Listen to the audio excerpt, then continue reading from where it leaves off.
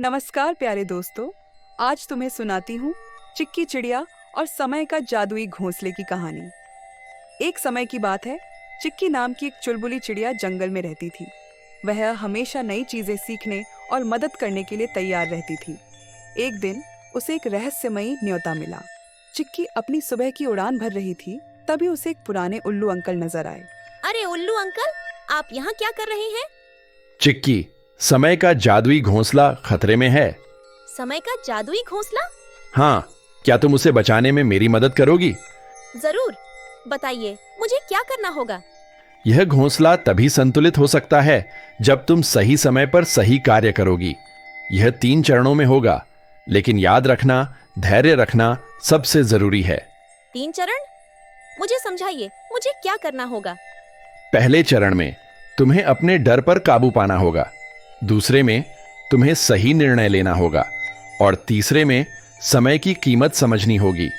चिक्की को पता चला कि घोंसला एक जादुई जगह है जो पूरे जंगल का समय नियंत्रित करता है, लेकिन किसी ने उसे असंतुलित कर दिया था। चिक्की को पहले अपने डर का सामना करना था। यह जगह तो बहुत डरावनी है, लेकिन मुझे हिम्मत रखनी होगी। ये आवाजें, क्या कोई मुझे देख रहा है? नहीं नहीं, मुझे डरने की जरूरत नहीं है। मैं मजबूत हूँ, मैं ये कर सकती हूँ। चिक्की अपनी आंखें बंद करती है और गहरी सांस लेती है। चलो चिक्की, डर को पीछे छोड़ो। जैसे ही चिक्की आगे बढ़ती है, अंधेरा धीरे धीरे छंटने लगता है और रास्ता साफ हो जाता है। तभी उल्लू अंकल प्रकट होते हैं। बहुत अच्छा चिक्की, डर को मात देना पहला कदम था। सचमुच मैंने कर दिखाया।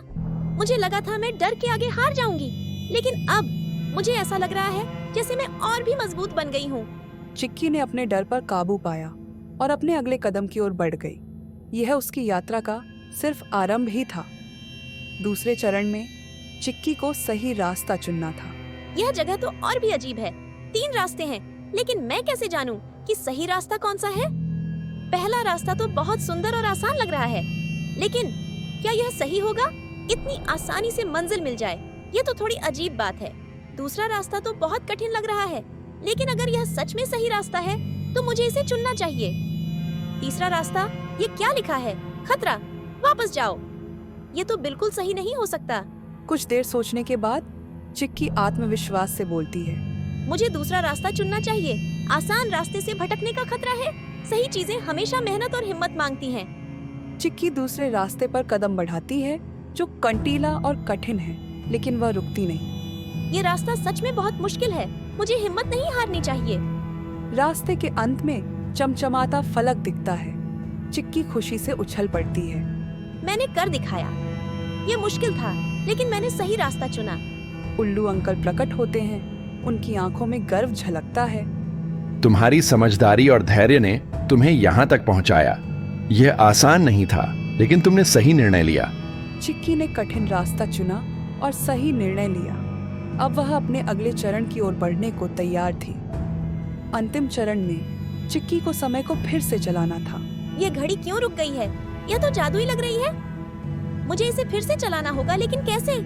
चिक्की घड़ी के पास जाती है और सुइयों को छूने की कोशिश करती है, लेकिन कुछ नहीं होता।